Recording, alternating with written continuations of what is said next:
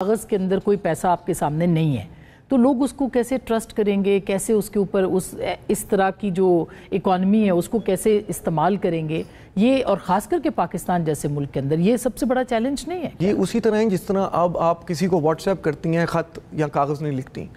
یہ اگر ہم آج سے 50 سال پہلے جا کے یا 100 سال پہلے جا کے کسی کو کہتے ہیں کہ آپ اس طرح وائس نوٹ بھیجیں گے یا آپ ایک میسیج، آپ کو کاغذ کی ضرورت نہیں ہوگی. یہ اسی طرح ہی پروگریشن جاری ہے. اور اگین پاکستان میں کرپٹو زیادہ تر 40 سال سے کم کے لوگ یوز کر رہے ہیں. اچھا، وہ ہی مین ہے اور ان کو پتہ ہے، وہ ٹیکنالوجیکل سیونگ ہیں، ان کو پتہ ہے کہ دنیا کس طرف جا رہی ہے. اور اگر انہوں نے ایک اچھا اپنا اکنامک فیوچر کرنا ہے تو انہوں نے اپنی بیٹس کدھر پلیس کرنی ہے. اب آپ جس طرح بٹ کوائن کی ایگزامپل دیکھ لیں، یہ دنیا کا سب سے بیسٹ پرفارمنگ ایسٹ ہے پچھلے 10 سال سے.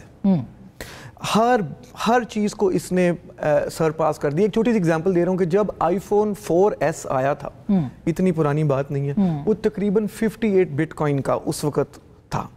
آج 58 بٹ کوائن $4.8 ملین کے ہیں. تو اس وقت ہر کسی نے جس نے آئی فون خریدا 4S، وہ اگر اس وقت بٹ کوائن لے لیتا تو آج وہ $4-5 ملین کا مالک ہوتا. اور جو ریٹرنز اس انڈسٹری میں اور آرٹیفیشل انٹیلیجنس میں وہ اور کسی ٹریڈیشنل انڈسٹری میں نہیں ہے. جیسے اس کے اوپر تو مائننگ کی بات کی جاتی ہے نا کہ مائننگ کریں گے آپ، یعنی اگر آپ کے پاس گولڈ ہے یا آپ کے پاس بجلی ہے، جو بھی وٹ ایور، تو وہ بھی تھوڑا سا بتائیں کہ پاکستان کے پاس تو اتنے ایسٹس اس طرح کے وہ کیسے اویلیبل ہیں ڈیجیٹل کے اوپر جس کو آپ آگے لے کے چلیں؟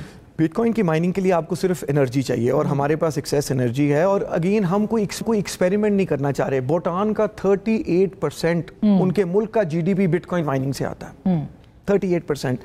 ایتھیوپیا نے پچھلے سال $2 بلین اپنی ٹریجری میں ڈالا ہے. یو ایس اے، پوری دنیا میں بٹ کوائن مائننگ ہو رہی ہے. تو ہم پاکستان میں کچھ نیا کرنا چاہ رہے ہیں، لیکن ہم کچھ ایسی انوینشن نہیں کرنا چاہ رہے کہ جس سے کوئی بہت بڑا ایشو ہو جائے گا. تو ہم بھی اپنی لائبلٹیز کو ہم کیوں پیچھے رہیں؟ یہ کیوں ہے کہ ہم ہمیشہ ٹیل اینڈ پہ ہی ہوتے ہیں. ہم ہمیشہ کنزیومرز ہی ہوتے ہیں. جب ہمارے پاس یوتھ ہے جس کی جو برائٹ ہے، اس کو ہم انیبلنگ انوائرمنٹ دیں، اس کو رائٹ ڈائریکشن دیں، تو ہم بھی کریٹرز ہونے چاہیے. کیسے کریں گے یہ مائننگ کا مسئلہ، کیسے حل کریں گے؟ بہت سارے لوگوں کے پاس یہ نہیں ہے، وہ کرنا چاہتے ہیں مگر یہ سب سے پہلے تو اس لیے تو ہم ایک ریگولیٹری باڈی بنائی ہے نا، ایک independent Pakistan virtual asset regulatory authority, جس کے اندر یہ سارے فریم ورکس بنیں گے کہ یہ چیزیں ان ریگولیٹڈ رسک میٹیگیٹڈ وے کہ جس سے ملک کو فائدہ ہو وہ کس طرح ہوں گے. اور یہ کب بنے گی یہ اتھارٹی؟ یہ اتھارٹی بن گئی ہوئی ہے جی. اور اس کے اس کے اوپر کیا کیا وہ ہوں گے؟ کیبنٹ نے اپروو کی ہوگی ڈیفینیٹلی، قانون بھی بن گیا ہوگا اس کے اوپر. اس پہ سارے آپ کے state bank, governor state bank, SCCP، IT لاس، سارے ممبرز ہیں. اور ہم بڑی تیزی سے فریم ورکس بنا رہے ہیں کہ ہم یہ ایکسچینجز کو کس طرح، اور یہ ڈیجیٹل ایسٹس کو، اسٹیبل کوائنس کو، یہ فیوچر آف فائنینس اس کو کہتے ہیں. دیکھیں جی، ہم نے جب واٹس ایپ یوز کرنا ہے یا کوئی بھی ٹیکنالوجی، یہ آپ کا جتنی ڈیوائسز ہیں یہ essentially made in the US ہے. اسی طرح ہم نے کوئی دوائی کھانی ہے یا ہم نے کوئی فائٹر جیٹ دیکھنا ہے تو ہم انسپریشن USA سے لیں گے. لیکن بٹ کوائن پہ جب وہ کہتے ہیں کہ ہم نے crypto capital of the world بننا ہے یا ہم نے بٹ کوائن کو ایکیومولیٹ کرنا ہے، اس وقت ہم کہتے ہیں کہ نہیں، یہاں پہ یہ لوگ غلط. تو جب باقی چیزیں ان کی مان رہے ہیں، تو اگر وہ ایک پروگریسو اور ٹیکنالوجیکل اس وقت لیڈرز ہیں تو وہ کسی وجہ سے کر رہے ہیں. مگر اس میں یہ بھی کہا جا رہا ہے کہ ٹیررزم کو بڑی سپورٹ ملتی ہے، کیونکہ ظاہر ہے کہ اس کے لیے کوئی فارمل ہونے کی ضرورت نہیں ہے. ایک انفارمل سا وہ سسٹم ہے جو کہ ٹیکنالوجی کے ذریعے سے ہے، اور وہ شاید بہتر جانتے ہیں ہم سے ٹیکنالوجی جو ٹیررزم. اور ابھی میں کراچی کا دیکھ رہی تھی، ایک 25 سال کا بچہ جو کہ اس کے ذریعے پیسے کما رہا تھا، اس کو اغوا کیا گیا اور اس کے بعد پھر اس سے پتہ نہیں کتنے $1 لاکھ جو تھے وہ ٹرانسفر کر دیے گئے. تو کیسے اس کی سیکیورٹی اوپر کیسے کام؟ دیکھیں، یہ ایک بہت بڑا اس وقت واقعی ایک ملک میں ریالٹی ہے. یہ مسئلہ ہے کہ کیونکہ کوئی کلیئر ریگولیشن نہیں تھی تو کافی لوگ ابیوز ہوئے ہیں جو ہماری کچھ اداروں سے. اس لیے ہم اس یوتھ کو پروٹیکٹ کرنا چاہتے ہیں کہ جو گھر بیٹھ کے اپنی لرننگ کے بعد ارننگ کر رہا ہے تو اس کو پروٹیکشن ہونی چاہیے اور اس کو سپورٹ ہونی چاہیے کہ تم اور پروگریس کرو. دوسری بات یہ ہے کہ یہ ایک بڑی جو ہے نا بیڈ PR ہے کرپٹو کی، کہ جی یہ ٹیررزم کی طرح، جس طرح پاکستان کی بیڈ PR ہے.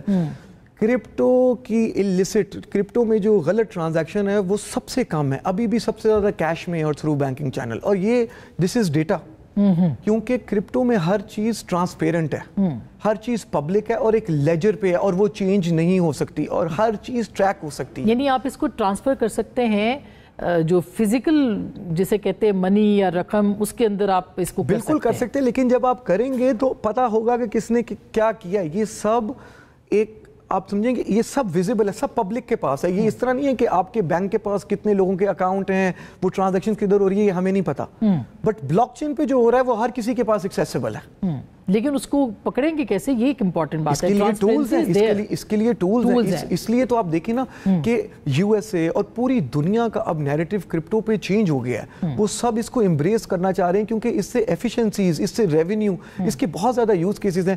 کاؤنٹر فٹ گڈز میں بلاک چین یوز ہوتی ہیں. تو کیا لیگل پروسیس آپ نے کیا رکھا ہے اس کا؟ یعنی اگر فرض کیا کہ کسی کو کی چوری ہوتی ہے اسی میں، یا کوئی کسی کو اغوا کر کے چوری کر لی جاتی ہے، تو آپ کو کیا لگتا ہے کہ یا ڈکیتی اس کی جو ہے، میں تو یہ کہوں گی کہ بڑی ڈیجیٹل ڈکیتیاں بھی ہوتی ہیں، تو اس کو آپ نے کیا رکھا ہے اس کے اندر لیگل؟ اس کے لیے ہم نے ایک مانیٹرنگ یونٹ بنایا ہے اور اس کو ہم نے اکوپ کر رہے ہیں ود دا بیسٹ ٹولز. وہ ٹولز جو ایجنسیز یوز کرتی ہیں، انویسٹیگیٹو ایجنسیز، کہ یہ پیسے کا فلو کدھر سے، کہ جس طرح بینکنگ چینل میں یوز ہوتا ہے، اور وہ ہم بالکل ٹریس کریں گے اور اس کو پینلائز کریں گے. یہ جو کراچی والا واقعہ میں آپ کو بتائی تھی، اس کے اندر تو خود بہت سے لوگ جو تھے وہ ملوث تھے. یہی مسئلہ ہے. اور کاؤنٹر ٹیررزم کی بات آپ کر رہے ہیں، اس میں وہ لوگ ملوث اگر خود ہوں تو پھر کیسے کریں؟ یہ ایک بہت بڑا مسئلہ ہے اور اس کے لیے ہم ایک گریوینس سیل بنا رہے ہیں کہ کسی کے ساتھ پورے ملک میں اگر کچھ زیادتی ہوتی ہے تو وہ Pakistan virtual asset regulatory authority کو لکھے اور ہم اس کی انڈیپینڈنٹ انویسٹیگیشن کریں گے. کیونکہ دیکھیں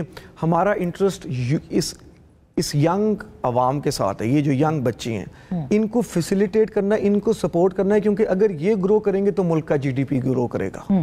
اور یہ اتھارٹی آپ نے بنا دی ہے، کہاں اس کی بلڈنگ ہے، کیا فیسیلیٹیز ہیں؟ یہ اسلام آباد میں ہے جی. کتنا آپ کے پاس عملہ ہے، کیا آپ کے پاس فیسیلیٹیز وہ موجود ہیں، کتنا کب آپ آپریٹ کریں گے؟ بہت سارے سوالات ہیں اس اتھارٹی سے متعلق. یہ کب ممکن ہوگا؟ اس کو اب ہم آپریشنلائز کر رہے ہیں.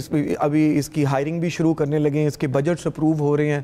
بٹ ہم اس سب کے باوجود ہم ابھی بھی اوپن ہیں. کسی کا کوئی مسئلہ ہے تو وہ ہمیں لکھے اور ہم اس کو سپورٹ کریں گے. کہاں لکھے آپ کو؟ یہ ای میل ایڈریس ہے جی، info@pvara. اچھا، اس کے اوپر آپ pvara کے اوپر جو ہاں جی، آپ جا کے ہمیں کانٹیکٹ کریں. اگر کسی کے ساتھ زیادتی ہوئی ہے تو اس پہ تو ہم سب سے پہلے یہاں سے شروع کر رہے ہیں کہ لوگوں کو کانفیڈنس آئے کہ وہ اس پہ اپنا ٹائم اور ایفرٹ لگائیں گے تو ان کو، اور لا فلی لگائیں گے تو there will be no problem. لیکن 3 سے 4 کروڑ صارف ہیں اس وقت. یہ فگر ٹھیک ہے؟ کیونکہ آپ نے تو اس پہ کام کیا ہوگا ڈیٹا کے اوپر.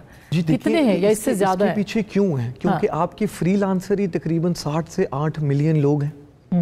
ٹھیک ہے، اس کے علاوہ اتنی زیادہ ینگ پاپولیشن، اور پھر ہماری کرنسی اتنی پیچھے ڈپریشیٹ کی ہے کہ لوگوں نے کرپٹو کو یوز کیا ہے انفلیشن سے بچنے کے لیے. تو اس لیے اس کی اڈاپشن اتنی زیادہ ہو گئی ہے. یعنی آپ کہتے ہیں کہ لوگ زیادہ اس کو ٹرسٹ کر رہے ہیں؟ یعنی بالکل، کیونکہ آپ دیکھیں نا ڈالر اور روپی تو ڈپریشیٹ کرتا گیا. اور آپ بٹ کوائن کا چارٹ اٹھا کے دیکھ لیں، یا ویسے بھی ڈالر جو ہے اگینسٹ روپی تو اپریشیٹ کیا ہے. تو لوگوں نے صرف چیزوں کو کنورٹ کرنا شروع کر دیا.